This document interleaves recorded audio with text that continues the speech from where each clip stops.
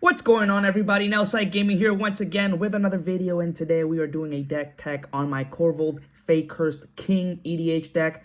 Korvold is a 2 black, red, green legendary creature, Dragon Noble with flying. Whenever he enters the battlefield or attacks, sacrifice another permanent. Whenever you sacrifice a permanent, put a +1/+1 counter on Korvold and draw a card.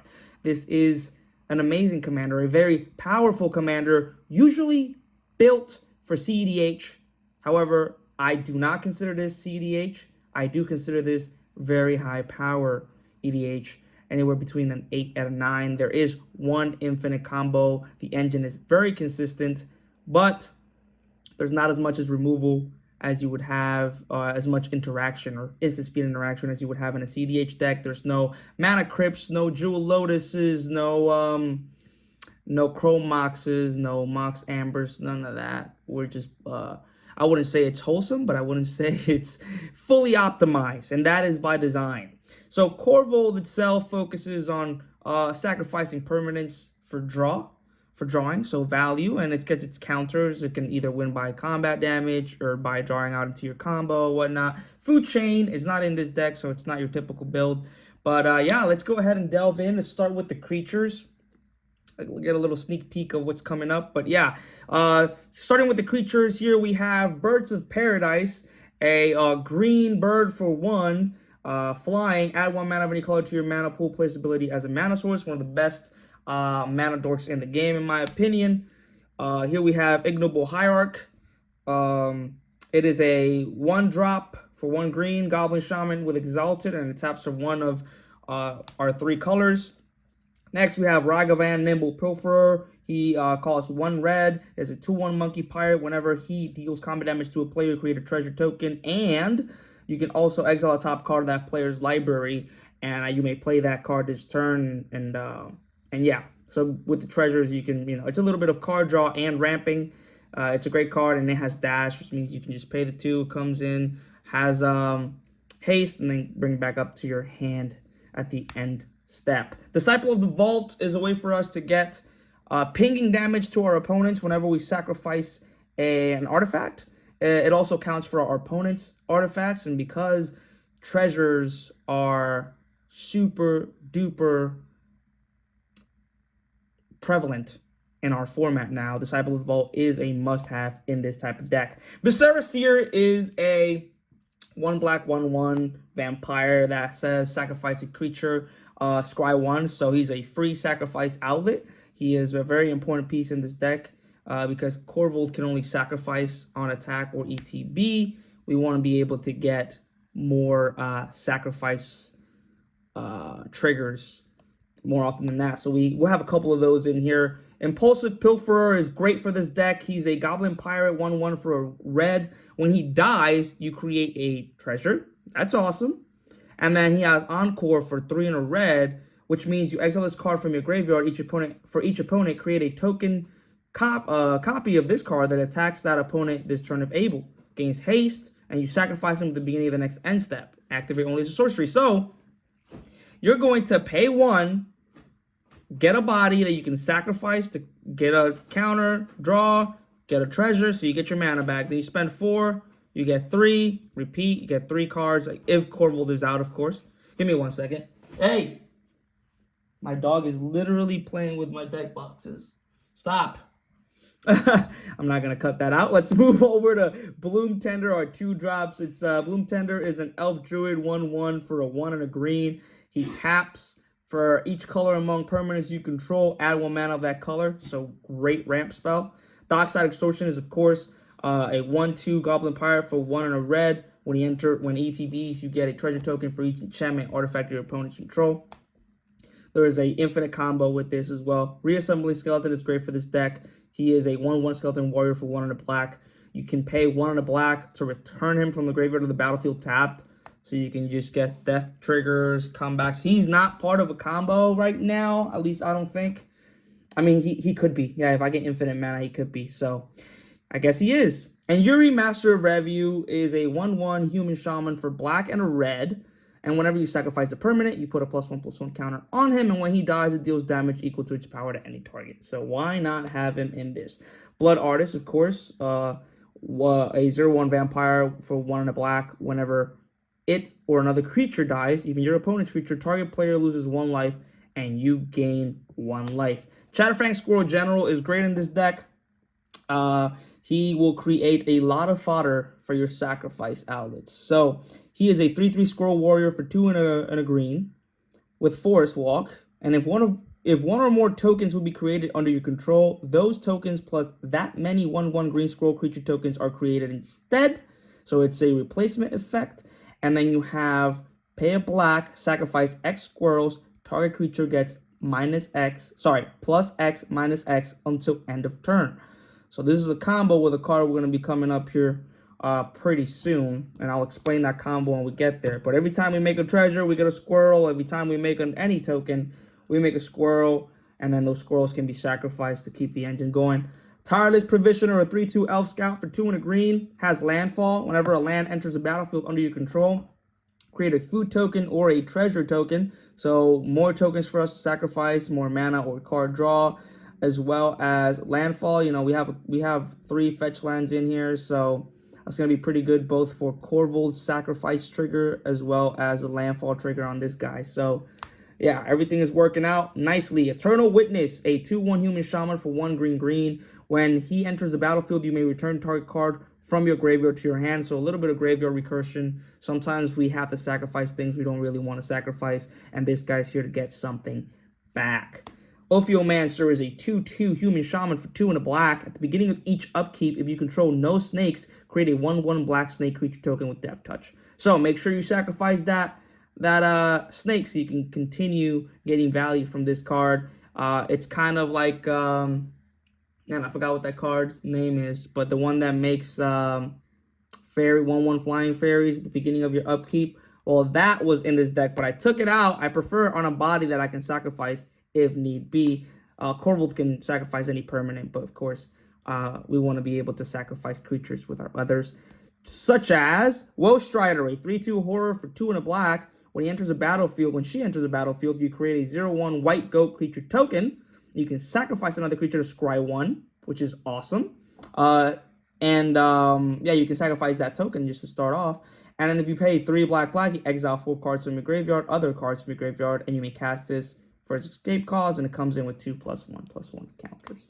Now this card is great. I love Felden of the Third Path. He's a 2/3 human artificer for 1 red. If you pay 2 and a red and tap it, you can create a token that's a copy of target creature card in your graveyard, except it's an artifact in addition to its other types, and it gains haste. Sacrifice it at the beginning of your next end step.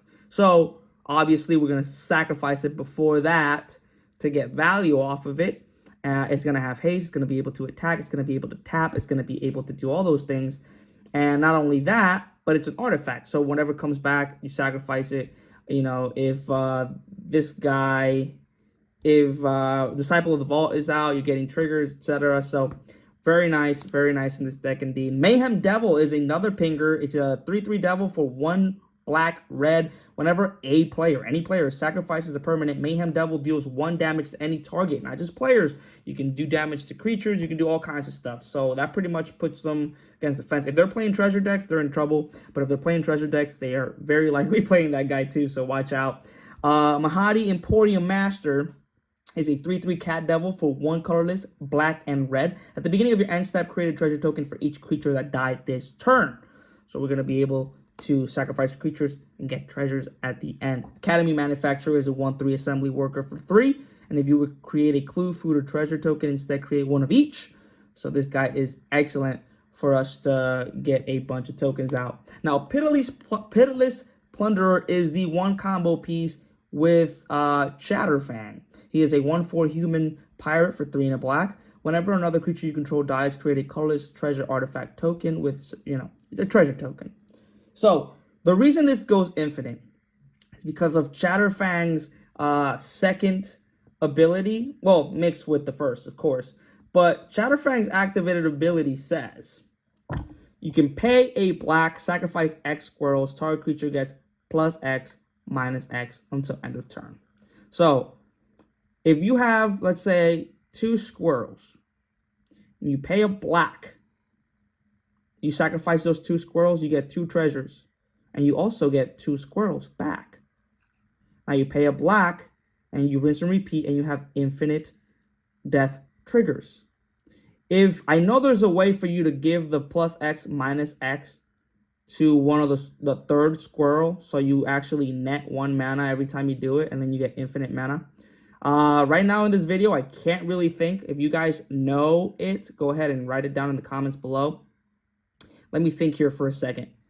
So, okay, let's say you have 3 squirrels. You sacrifice 2 and put the minus X onto the third one. That's 3 that die. You create 3 treasures, 3 squirrels. 3 treasures, 3 squirrels. Then you use, yeah, you're netting 2. So even if you just have 2, you can net the 1 with the third, or net the 1 with the 1. I can't even talk. You're always gonna net if you do 2 or more squirrels. That's what I'm trying to get. So you're gonna get infinite. You're gonna get infinite squirrels, infinite treasure. But you want to make sure Korvold is not out, because if he's out, you're gonna draw your entire deck, as Korvold's ability is not a May ability. And I don't believe you have infinite squirrels, because you'll be sacrificing them so much. You'll have infinite squirrels coming in, but you won't have an infinite amount of them. You'll have infinite mana though, so who cares? Timur Sabertooth is a 4/3 cat for 2 green. Activated ability, colorless and a green. You may return another creature you control to its owner's hand. If you do, Timur Sabertooth gains indestructible until end of turn. This is just here to protect stuff like Korvold and stuff, and it is an infinite combo with our boy, the unbannable Dockside Extortionist. If you can make more than 5 treasures, you got an infinite loop here. Mitotic or mitotic or mitotic. Mitotic slime. 4 and a green. Ooze. 4/4. When it dies, you create 2/2/2 green ooze creature tokens, and they have, when this creature dies, create 2/1/1 green ooze creature tokens. Sacrifice this, get 2. Sacrifice those, get 2 more. It's a lot of bodies for just 5. A lot of draw for Korvold. A lot of death triggers. A lot of good stuff. Goldspan Dragon is a 4/4 dragon for 3 red, flying in haste. Whenever it attacks or becomes the target of a spell, you create a treasure, and treasures actually, whenever you sacrifice them, they add 2 mana of any one color instead of just the 1. Ancient Copper Dragon is a 6/5 Elder Dragon for 4 red, flying. Whenever it deals combat damage to a player, roll a d20, and then you create a number of treasure tokens equal to the result. So yeah, lots of treasures, guys. And all those treasures need a payoff other than just mana, which isn't that good enough by itself. Nope. Well, it is, but here we go. Marionette Master is a 1/3 human artificer for 4 black. Has Fabricate. So when it comes in, you can either get 3 counters on it, or you can make 3/1/1 colorless servo, whatever you might need at the time. I would do, most of the time, I do the counters, because whenever an artifact you control is put into a graveyard from the battlefield, target opponent loses life equal to Marionette Master's power. It's very good player removal. I would just set all opponents, but that would just be too OP. It is a great win con in this game once you have enough treasures. And yeah, I love Marionette Master. Seatora the Incinerator used to be the commander of a version of this deck. It is a 6/6 Demon Dragon for 3 black, red, green with flying. And at the beginning of your end step, you may sacrifice another creature. When you do, Seatora the Incinerator deals damage equal to that creature's power to any target, and you create 3 treasure tokens. Amazing card. Slower than I like it to be in this type of deck, but always useful. And, you know, this used to be the best Jund commander at a certain time, but Prosh Sky Raider of Kur is a 5/5 dragon for 3 black, red, green that says when you cast this spell, create X01 red kobold creature tokens named Kobolds of Kurkeep, where X is the amount of mana spent to cast it. So you pay 6 mana, you get 7 bodies. Flying, sacrifice another creature, so free sacrifice outlet, and he gets +1/+0 until end of turn. Dragon Broodmother is an amazing card in this deck. 2 red, green for a 4/4 dragon with flying. And at the beginning of each upkeep, not just your own, but everybody else's, you put a 1/1 red and green dragon creature token with flying and devour 2 into play. As it comes to play, you may sacrifice any number of creatures it comes to play with twice that many +1/+1 counters on it. So, you can devour, get that sacrifice trigger, and draw. Or you can just have more bodies on there, you know. Or you can make really big dragons if you want to when they start coming in and devouring. Good thing about those coming in and their upkeep is when your upkeep comes along and you untap and you go through that untap phase, your dragons now lose their summoning sickness. So you have all these dragons to attack with if you so desire. Old Gnawbone is a 5 green dragon, 7/7. Let's say that right. He's a 7/7 dragon for 5 colorless and a green. Right? Flying. Whenever a creature you control deals combat damage to a player, create that many treasure tokens. That is just absolutely amazing. Protean Hulk is a 6/6 beast for 5 green. When he or she dies, it dies. Search your library for any number of creature cards with total mana value 6 or less. Put them into the battlefield shuffle. Just a great way to sack something and just tutor up. You can tutor up combo pieces. You can get Shatterfang and Pitiless Plunder if that's how you like to end your games. All right, moving on from creatures, let's give you guys another sneak peek to the land section here for a sec.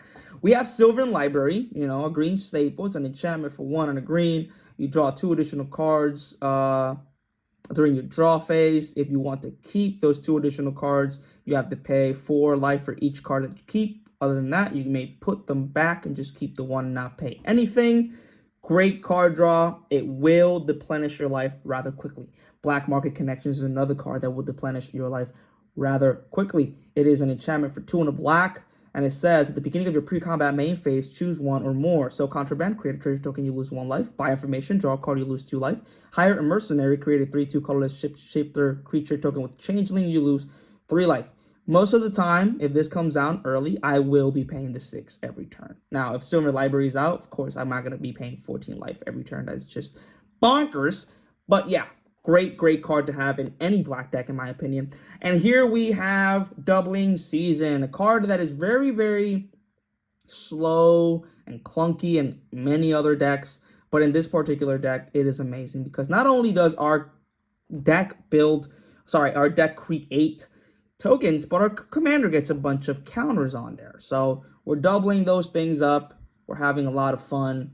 And yeah, Doubling Season is a must-have. There's also an ultimate in this deck. It's a Planeswalker with an ultimate in this deck.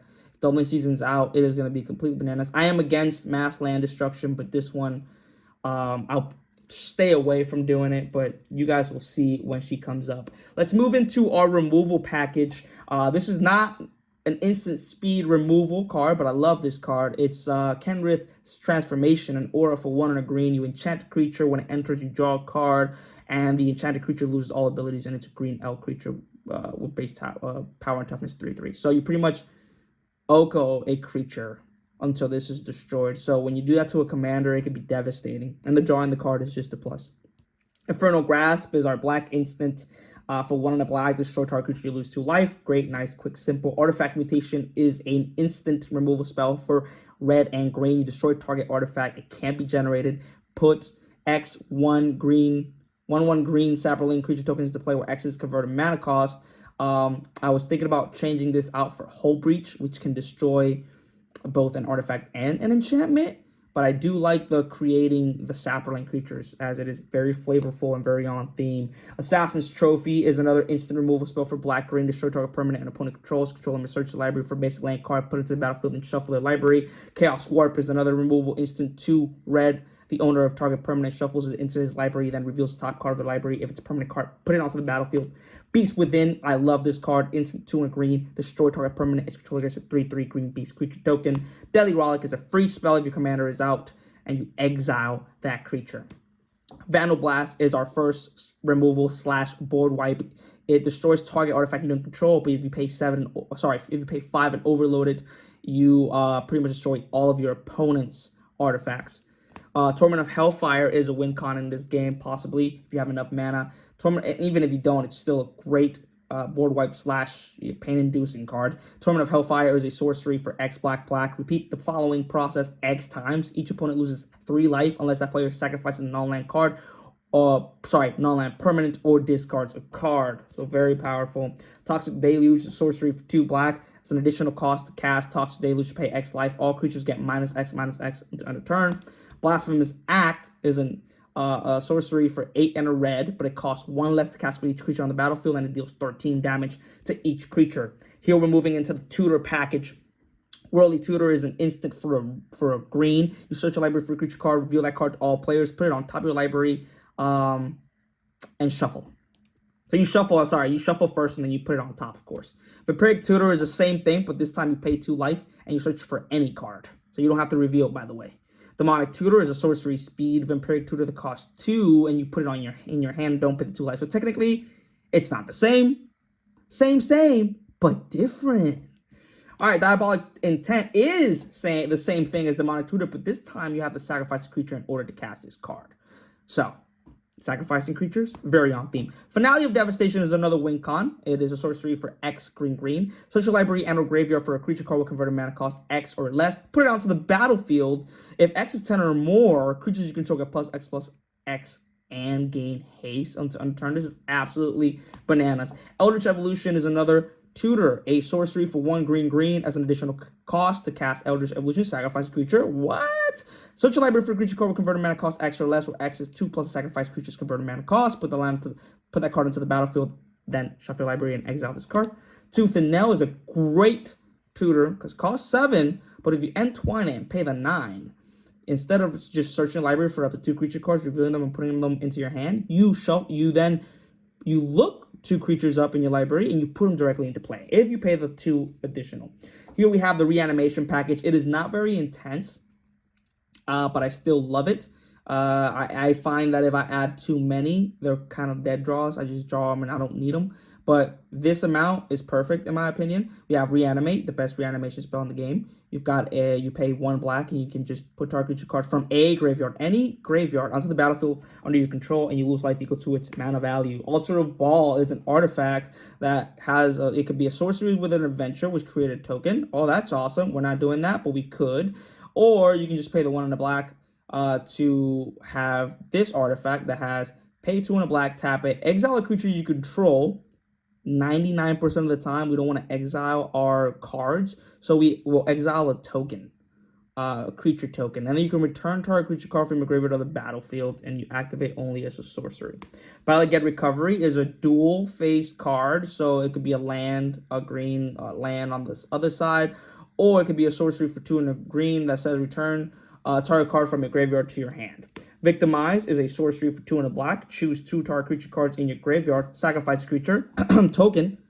If you do, put the 2 chosen creatures into play tapped. It doesn't have to be a token, but preferably you should do token. So this is the card that has an awful, it's great, but it's awful. Ultimate.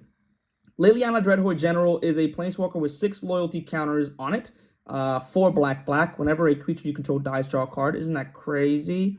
+1, create a 2/2 black zombie tokens. Oh, it gives us tokens. -4, each player sacrifices 2 creatures. What? We sacrifice? And -9, each opponent chooses a permanent they control of each permanent type, including lands, and sacrifices the rest. This is awful. I try not to do that. When I do that, it doesn't feel good, at least the way I play. Lightning Greaves is just an artifact for 2 that we can equip for 0, giving haste and shroud to our creatures. Most of the time, it's going to be the Korvold. Heroic Intervention is an instant for 1 and a green that gives our permanents hexproof and indestructible until end of turn at instant speed. Once again, Soul Ring. This is our ramp package. We got Soul Ring, Arcane Signet, Talisman of Resilience, Felwar Stone.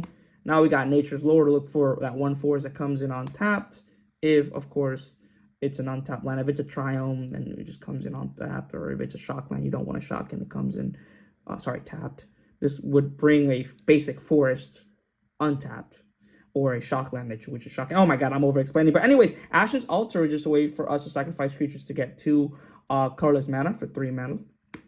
Jessica's Will is a sorcery for 2 and a red. You can choose 1, but if your commander is out when you cast it, you choose both. So you can add red mana for each card in your target opponent's hand, and you can exile the top 3 cards of your library. You may play them this turn. Great card advantage / ramp. Scratch Route Claim does the same thing as Nature's Lore, but does it twice, and it costs twice as much. It's still great. And then we're moving into the lands. Let me speed this up. We're at 24 minutes. We've got 2 snow-covered mountains. We got 2 regular mountains. We got 1, 2, 3 snow-covered swamps. We've got 3 regular swamps. We got 1 forest. A Yavimaya, Cradle of Growth, an Urborg, Tomb of Yawgmoth, 3